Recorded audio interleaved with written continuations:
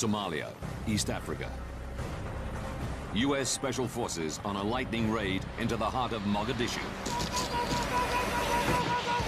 We're going to own this place in a week. You know, we're Delta, we're Rangers, we're SEALs. Like, we take this place down. 2 Black Hawk helicopters are brought down by a hostile militia. And at that point, we all knew that the mission had changed. 99 U.S. soldiers are trapped in the city overnight as armed Somalis close in on their positions.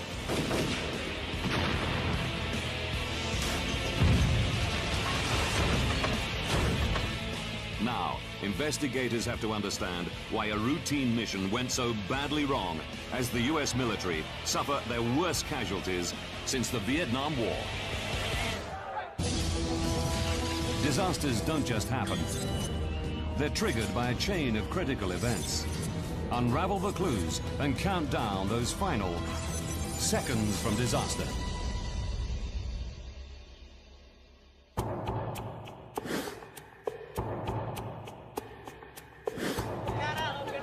October the 3rd, 1993.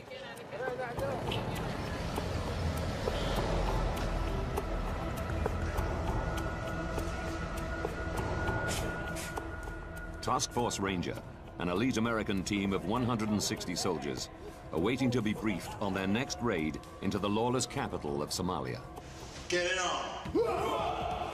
Their ultimate mission is to capture or kill rogue warlord General Mohammed Aidid and bring his rebel clan to heel.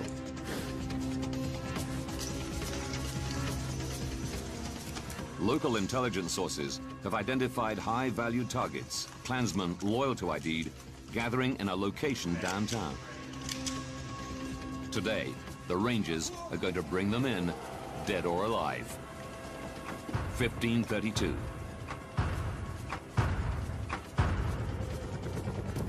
From their base inside the city airport, Black Hawk and Little Bird helicopters take off laden with Ranger and Elite Delta operators. We came in off the ocean, and then you start seeing like those shanty huts on the outskirts of the town, and then all of a sudden you hit the city.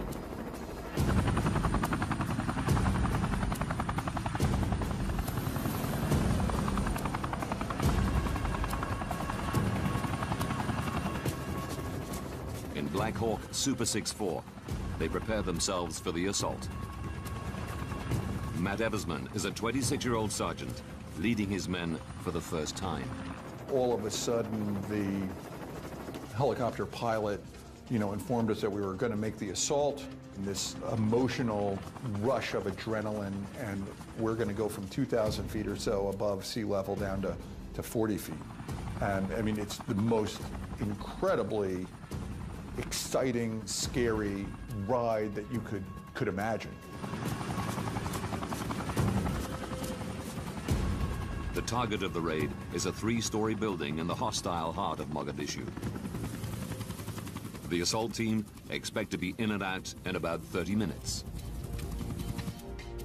Our plan was to establish a cordon around that building, and then we would bring the Delta people in the smaller helicopters right in on top of the building, and we would go in and capture those people. 1542. When in position, the Rangers will fast rope down from the hovering Black Hawks. They are divided into 4 teams known as chalks. Each chalk is to secure a different corner of the building. The problem is you couldn't see anything. Dirt and dust everywhere, and it's spitting up everywhere, and it's swirling into the aircraft, and you're seeing all this dirt swirl, and you're just getting glimpses of rooftops, and you don't know where you're at. In Chalk 4's helicopter, The pilot says, we're in the wrong spot. We've stopped short of where we were going to insert you. And with that, the ropes were thrown from the helicopter. Chalk 4 will have to move into position when they hit the ground.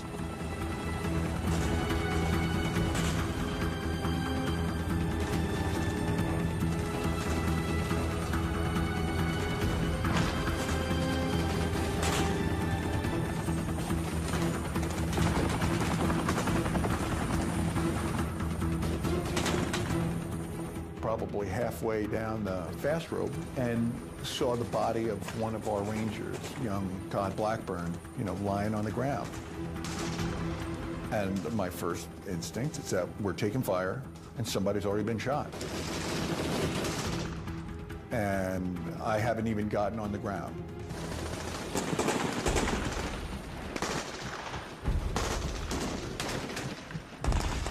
The casualty makes it impossible for them to move. Medic turns to me and says, he didn't get shot, he fell. Lost control. At the time I thought he was dead. He was bleeding out of his mouth and nose and ears and just in a horrible shape.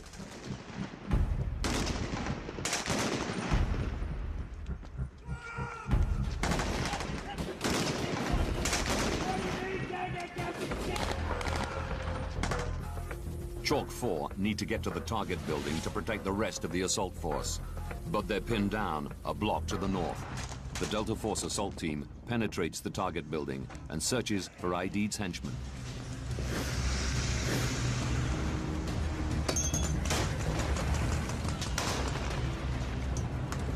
At the same time, a large extraction convoy arrives at the target building. Its job is to bring everybody back home. The Delta and Ranger teams and their prisoners.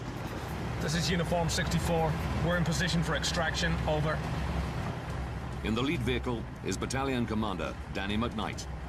I got to the holding position I was supposed to be at. I could see the target building, and then I was just waiting for the call.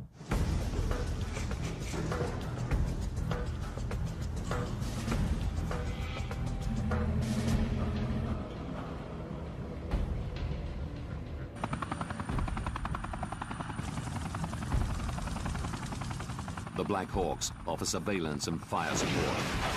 They're taking incoming rounds. Black Hawk Super 6-5 is piloted by Jerry Izzo. I could hear rounds cracking past the aircraft, and I heard two explosions, two thunderclap explosions that just went boom, boom. But all the other aircraft were moving and maneuvering and jinking very hard to avoid getting hit. But sometimes you can't miss all the raindrops when it's raining. 1600. 23 Somalis are taken, including 2 of Aidid's most senior henchmen.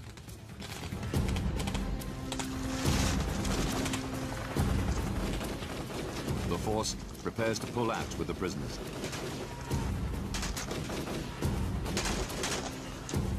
Three vehicles from the extraction convoy are dispatched north to rendezvous with Chalk 4, where Todd Blackburn lies hurt.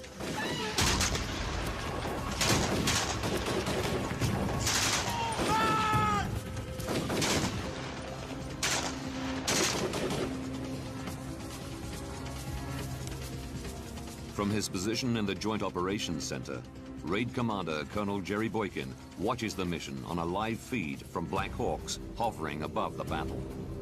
Colonel McKnight, go ahead and take the detainees and take them back to base. Roger that. They captured the people they went after very quickly with relatively little resistance, and were ready to extract them quicker than I had expected, actually. That mission was done. We were already thinking about going home. Like I'm thinking, wow, man, we were combat veterans. It's crazy. I wonder if they're going to give us a badge, and that's what we're all thinking. It's time to go home. But as the assault teams wait for the signal to extract, more Somalis converge on the target area. I was far away from that place, and I came running there. I saw so many injured people and a scene of great disaster. It was a massacre. I couldn't count the corpses. That destruction didn't just affect me physically, but also affected me mentally. I saw it with my own eyes. We're in a fight. We're in a heavy fight. It is a unbelievably deafening cacophony of sound.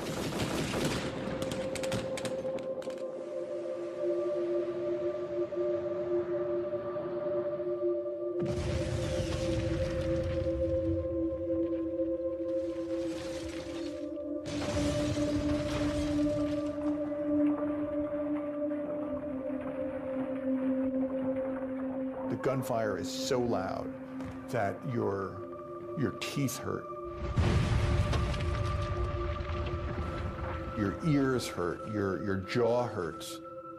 I've never, ever witnessed any kind of sensation as to how loud the battlefield was that day. We are in a bare knuckle fight, you know, with these people that aren't going to stop. And the only thing that's going to make them stop is one of our bullets or more violence.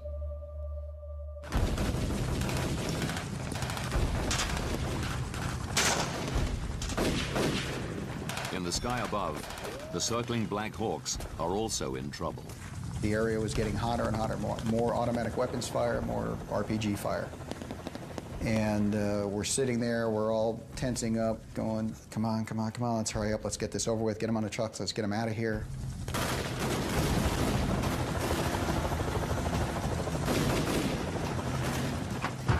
$16:20.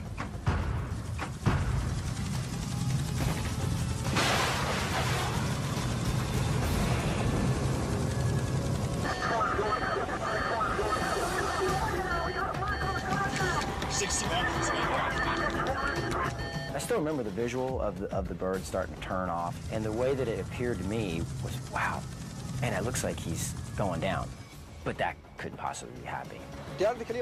I saw it with my own eyes. I was extremely excited and happy when I saw the Black Hawk crashing. I looked up and I saw pieces flying off this Black Hawk, and I just saw it twisting and spiraling.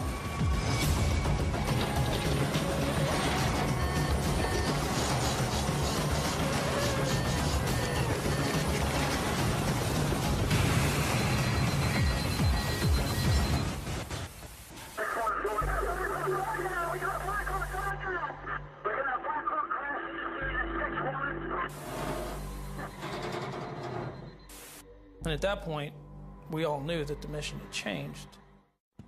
The Black Hawk has crashed 3 blocks northeast of the target building.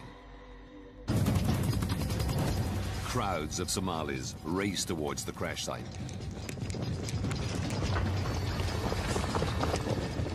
As I was looking down through that other blocking position, there were hordes of people running towards where that aircraft had went down.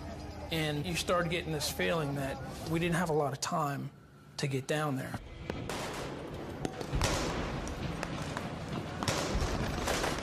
The extraction convoy is diverted straight to the crash site.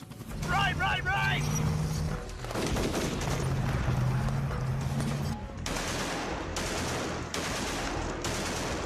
En route, they pick up some of the out-of-position Chalk 4. Roger, I do have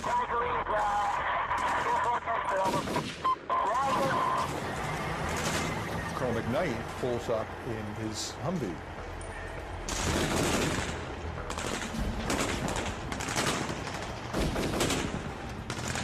So we load all of our men up, get on these vehicles, and start to head out towards this crash site.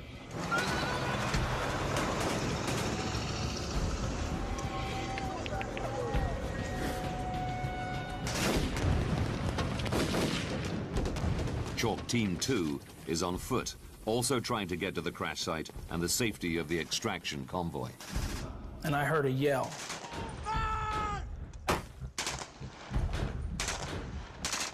And what I just seen was Earl Fillmore, Delta operator. He was just shot in the head, and another round had struck Lieutenant Lechner in the shin.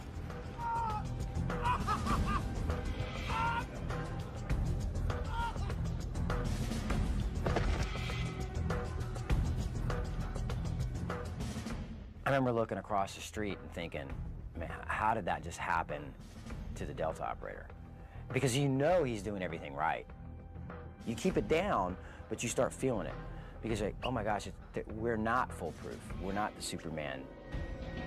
There's a kink in the armor. 1640. A second helicopter, Black Hawk Super 6-4, piloted by Mike Durant, is hit.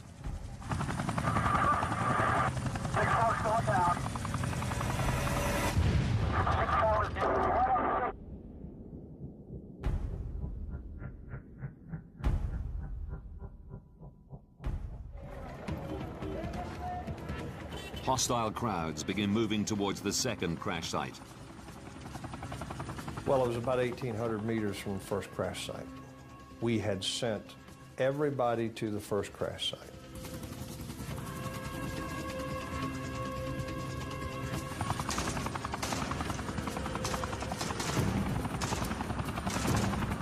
I don't think would have ever entered our mind that we could lose 2 in one day. 2 Delta snipers, providing fire support from another chopper, request to be dropped at the second crash site to protect the injured crew. There was nothing to support them with. It would be 2 guys against an unknown number of Somali militiamen. I had to deny. Their chances of coming out alive were not good. In fact, we even posed that question to them. Do you understand? Yes, they said. But as Somalis close in on the crash site, Colonel Boykin realizes he has no other options. Put them in. He needs to buy the injured crew some time.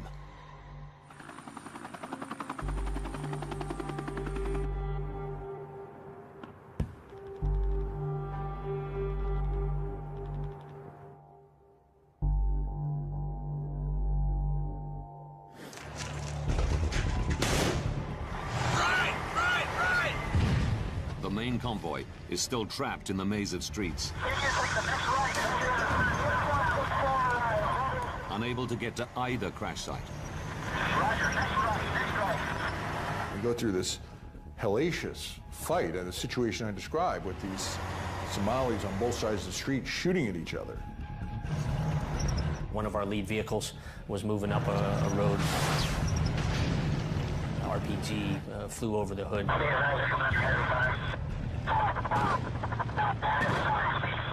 Another ambush, another series of casualties. We're probably as close to non-mission capable as we can, given the casualties and our status.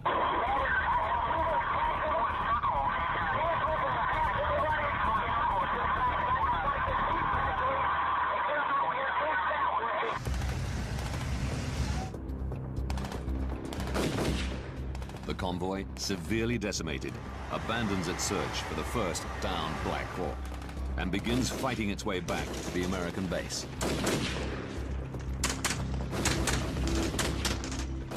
The injured pilot of the second downed Black Hawk, Mike Durant, is defended by just 2 Delta snipers, Randy Shugart and Gary Gordon.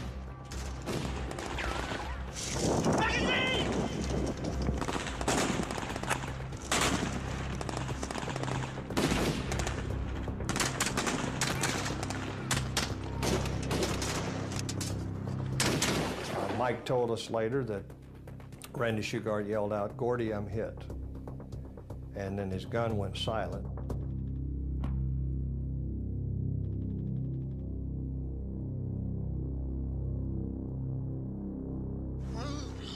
Somali crowds overrun the second crash site. They set upon the survivors and the bodies of the Delta snipers. As Mike describes it, the next thing he saw was just a wave of people that swept over him and he was knocked unconscious. The main convoy, badly battered, returns to base. 99 Rangers and Delta remain in the city, trapped and surrounded in positions around the first downed Black Hawk.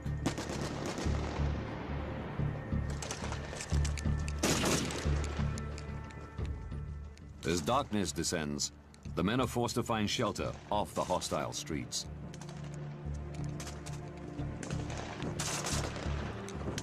We were kind of angry that it had come down to this where we were sort of on the defensive. We were the Rangers. We had Delta. It's 160th up in the air. Like, there's no way that these guys could have us on the retreat. It's crazy.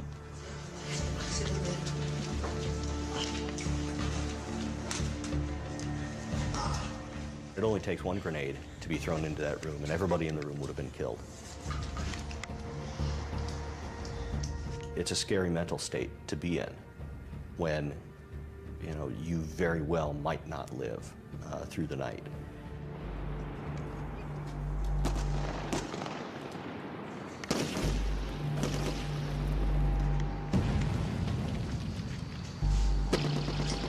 Thousands of militiamen launch wave after wave of attacks on Ranger positions.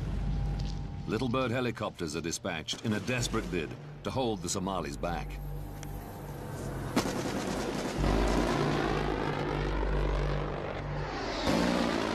Whenever the Little Birds would come over and they do their gun rounds, it would light the sky up, much like lightning. And rockets would sound like thunder, and you would have brass raining on you. When he lit up the street, you catch glimpses of the shadow men that were out there moving. And one, there were more of them than we thought. Two, they were closer than we thought they were. 23:15. A giant convoy leaves the US base on the outskirts of the city. Made up of Pakistani tanks and Malaysian armored vehicles, along with the men from the Rangers and 10th Mountain Division, this new convoy's mission is to save the trapped men. Lieutenant Larry Moores leads a contingent of Rangers back into the city. They knew what type of fight it was, and they knew that it was going to be a long haul as we went back in. We need to get in there and do our mission. 1:55. Larry Moore's vehicles reach the second crash site. They find no survivors and no bodies. Minutes later, the rescue convoy reaches the trapped Ranger force near the first crash site. As the dead and wounded are loaded into vehicles, rescue teams try to free the body of pilot Cliff Walcott. They had to put the wounded guys in the vehicles, and that took a lot of time, and they would put the dead on top of the vehicles. They were long gone. They weren't feeling any pain anymore. Surprisingly, it was pretty quiet. There wasn't a lot of gunfighting. Then all of a sudden, game back on. There were probably 8 guys packed into this vehicle. We're all wounded, stained blood and sweat. And I leaned over my shoulder and I said, "All right, dude, step on the gas, let's get the hell out of here." What I didn't know was that they were still trying to extract Cliff Walcott's body.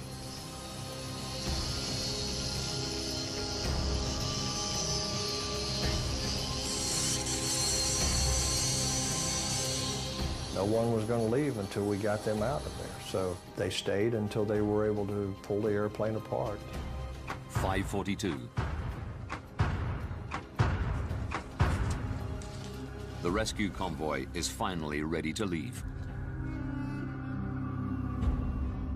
But with the vehicles packed with 10th Mountain and UN forces, as well as casualties, not all of the Rangers can fit on board. The small band of Rangers who haven't been injured in the battle have to travel on foot. It was unthinkable. In theory, we're supposed to run beside the armor in order to be shielded. As soon as we started down the first block, the armor left us. A band of Rangers and Delta operators have to run what becomes known as the Mogadishu Mile, all the way to the UN-controlled football stadium. Miraculously, there is no further loss of life. I watched a 5-ton truck come back in on the airfield, and there were bodies in that truck, dead and wounded. I walked over to the truck to help lower the tailgate, and when the tailgate came down, blood poured out the back of it. So from an emotional perspective, it was a devastating blow to me to see those people who I was responsible for. 18 U.S. soldiers are dead and 84 injured. Black Hawk pilot Mike Durant has been taken hostage and is being held in an unknown location. Mike Durant, U.S. Army. Estimates of Somali fatalities range from 500 to 1,000. TV pictures of dead U.S. soldiers being dragged through the streets of Mogadishu provoke shock and outrage in America. Now, by rewinding the events of that day, we can reveal how a poorly organized and badly equipped militia was able to take on some of the best trained soldiers on the planet. Move!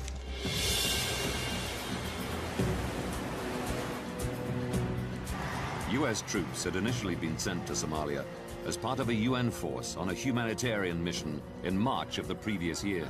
Their task was to protect and distribute supplies in Operation Restore Hope. Spread it out. Let's make sure the crowds aren't jumping on, stealing the grain. They're getting a little more unruly every day, so we need to go out there and provide security.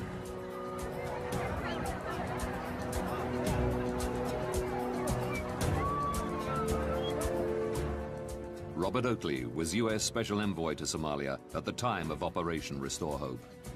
The military force to Restore Hope had showed that they could meet any challenge and deal with it swiftly, impartially. Co-chaired by the United States and the United Nations, civilian and military all working together. The country was doing pretty well. But in August 1993, the mission changed under a new White House administration. Now, rather than just protect and distribute supplies, U.S. troops went after the man they felt was the biggest threat, not just to aid, but to the stability of the whole country. We were deployed into Somalia, to Mogadishu, the capital city there, to capture and ultimately bring to justice a notorious clan leader named Mohammed Faria-Deed. The American public demanded to know why this new mission then went so badly wrong, and why the Somalis were holding pilot Mike Durant hostage. Oakley was sent back to the country in the aftermath of October the 4th and was instrumental in securing the release of captured pilot Mike Durant. And new brothers, the Task Force Ranger, freedom never tasted so good. You're here. Oakley believes the whole strategy to take down Aidid was flawed from the beginning. If they'd taken him, somebody else would have moved up to take his place, and the fighting would have gotten worse. The UN and US made it clear to Aidid that he could play no part in the future of Somalia. Once you removed that hope, and it became clear to him that neither the United States nor the United Nations was going to tolerate Aidid as leader of Somalia, he said, well, okay, I'll have to do something else to get their attention. You know, that's a fairly human sentiment, not just Somali. I am part of my people. Suffering, killing, I'm sharing with them.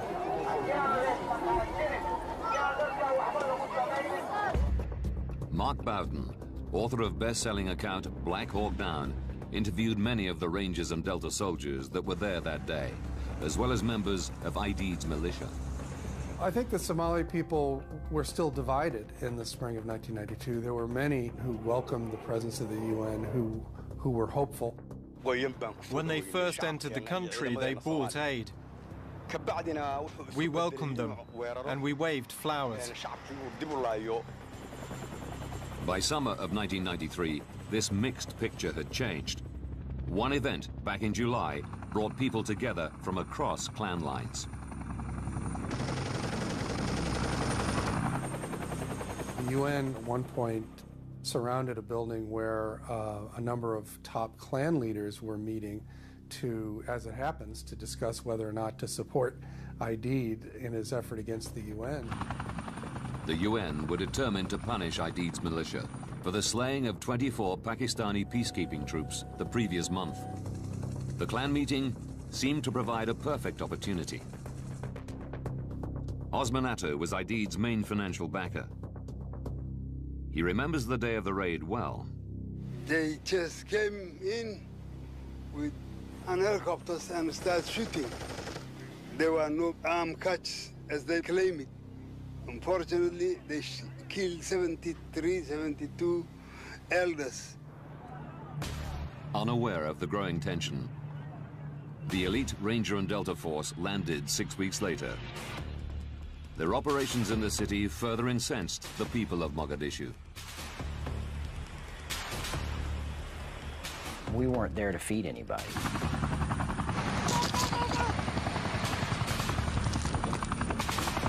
Put them on the ground! Can you imagine just hanging out there and all of a sudden helicopters come in and rope in and dudes come in and start kicking in your door and telling you to get down, do this, that, do that? I'd be surprised if anyone didn't want us out of there. With heightened tensions on the streets of Mogadishu, any Ranger operation would rely on accurate intelligence. Robin Horsfall is one of the youngest soldiers ever to be accepted into the SAS Regiment, Britain's Special Forces. A veteran of countless IRA encounters on the streets of Northern Ireland, and of the 1980 Iranian hostage release mission. And Horsfall believes that against this background of rising hostility, there were a number of key tactical mistakes made, starting with the assault plan itself. The assault plan on the building was fairly simple. The Black Hawk helicopters came in and the Rangers fast roped down on 4 different corners around the target building. At the same time, Delta Force came in on the Little Bird helicopters, jumped out the helicopters and carried out the assault on the main building. It was a plan that could rapidly be put into action any time General Aidid and his henchmen showed their faces. Task Force Ranger needed an immediate action plan. They needed something that they could use at a moment's notice to deploy quickly onto the ground. If they had to take a long time and make long preparations, then there was a good chance that the target wasn't going to be where intelligence had said he would be. The simpler you keep it, the better it is. It doesn't mean that you can't change something up. You're not going to do it exactly the same way every time, but it's called having a template. The basic template had worked numerous times before, but not this time. And Horsfall has a theory why. In the 70s and 80s, when we were working against the IRA in Northern Ireland, we were always taught that we didn't repeat anything. Well, every time you repeat a mission and repeat the same template, what you do is you give information to the enemy.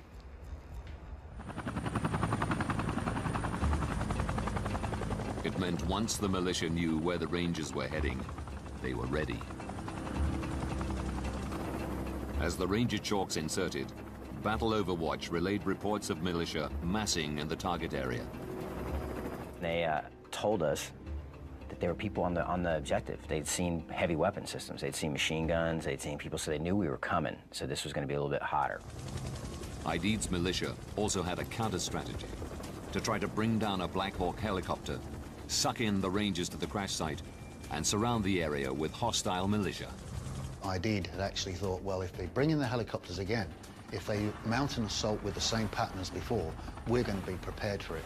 We're going to put RPG-7s in the surrounding area and use those to attack any helicopters that are coming in. Aidid should not have been underestimated. We used all the means available to the Somalis to shoot down the helicopter, because helicopters, it was our main enemy. The Ranger Force didn't think a primitive rocket-propelled grenade was capable of bringing down a Black Hawk. It had never happened before, but Aidid had identified a weakness he could exploit.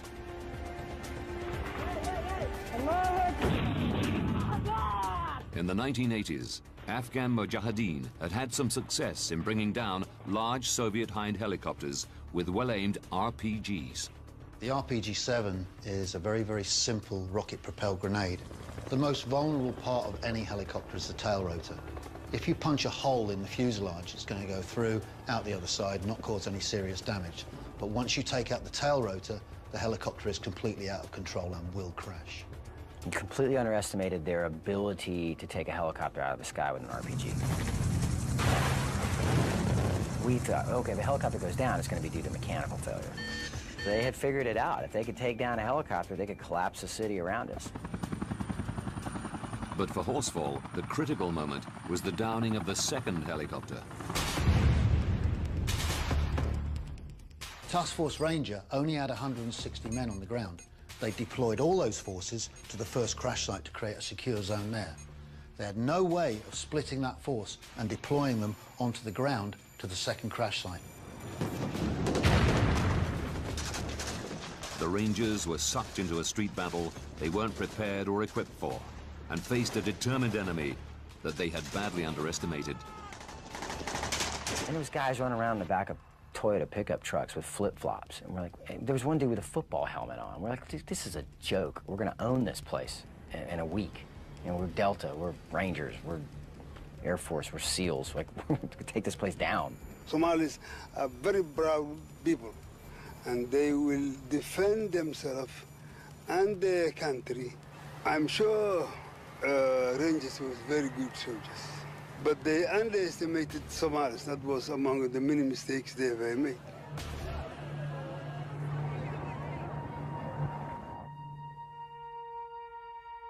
The small assault force found themselves in isolated positions in the city, surrounded by a militia fighting on familiar streets. Well, if we look at the target area, for example, we can see here that the buildings are very densely packed together. The chances are you only got enough width for one vehicle to move along these roads. That means that people can drop grenades, fire immediately down on top of you. You can easily be ambushed. Once you get in there as well, it's very easy to get lost.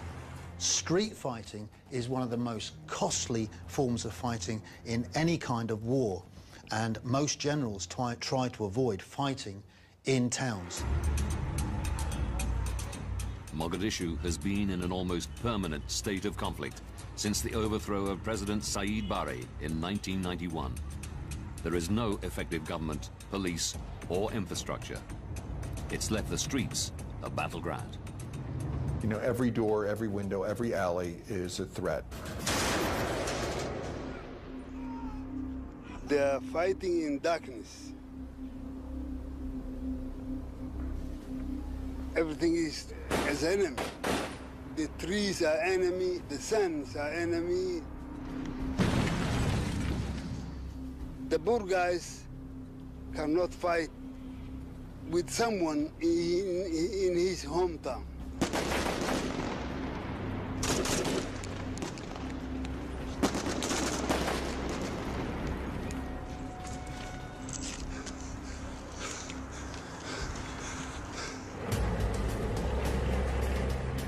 Traditionally, the U.S. has used overwhelming firepower to even up the fight against greater numbers on their home patch.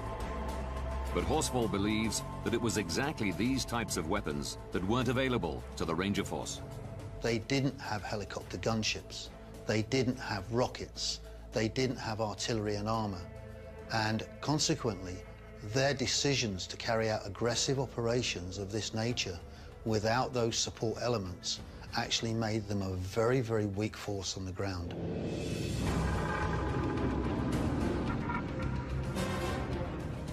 We asked for the AC-130 gunship. We had confidence in it. And we knew that if we got into a really bad situation, that could be really a deciding factor. We were denied that. Requests to the U.S. government for armor to be sent to Somalia were also denied. Had we had a more robust vehicle, a vehicle with armor protection, we could have gone through those streets much faster and much safer. So they put us into this environment and then did not give us what we said was needed to do our mission there. Without armor or heavy air support, the Rangers were forced to rely on more vulnerable and less offensively capable Humvees and Black Hawk helicopters.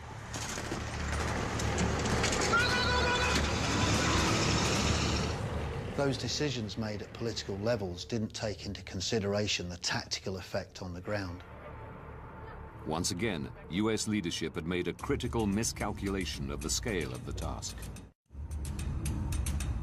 It wasn't just those at the top who underestimated the Somalis' ability to mount such a large counterattack. Soldiers on the ground also made critical planning mistakes.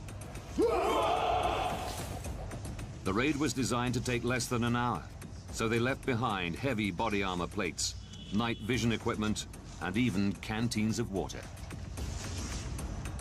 It seems as if everybody had taken loss of their senses, but at the time, it truly was thinking it was for the good of this mission. We'll be lighter, we'll be able to go.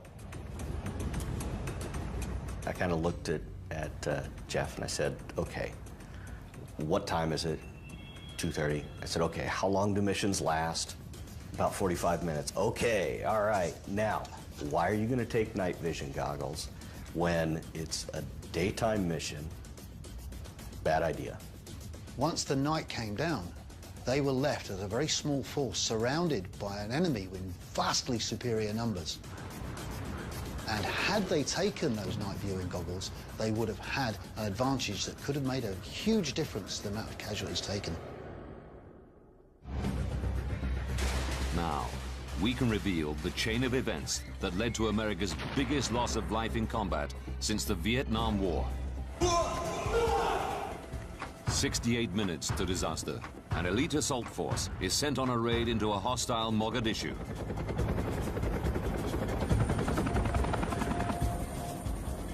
Underestimating the Somalis, they run with a plan they've used before. Go, go, go, go, go, go, go!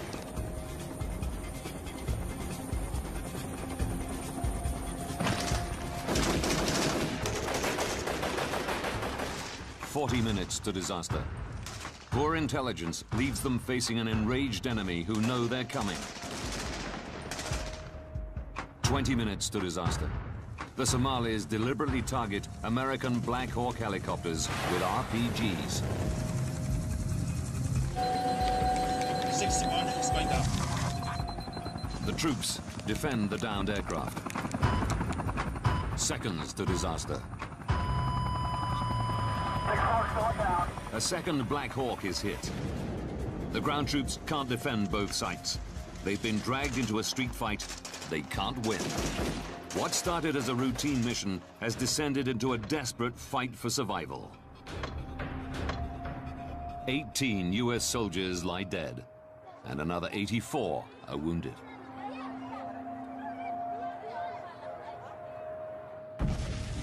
The mission was militarily a success.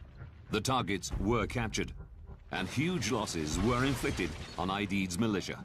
But the Rangers' casualties and TV pictures of bodies being dragged through the streets forced the withdrawal of all American forces from Somalia. When you're sending a group of American soldiers to a place like Somalia, which most Americans couldn't even find on a map in 1993, with the idea that they're, just doing this humanitarian gesture at the behest of the UN, there's a very low tolerance for loss of life in a mission like that. The suddenness of the withdrawal left many in Task Force Ranger bitter.